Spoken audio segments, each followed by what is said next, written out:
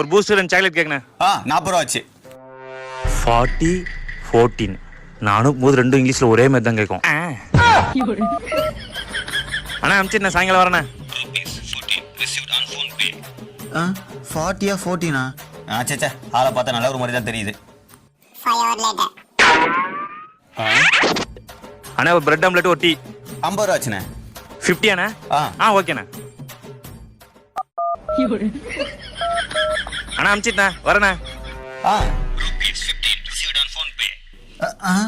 15 50 ஒரே கன்ஃபியூஸா இருக்கே. பார்த்துப்போம். அண்ணா ஒரு மாதுளை இது ஒன்று எவ்வளோண்ணே? 80 ரூபா. 80 அண்ணா அமிச்சாச்சுண்ணே.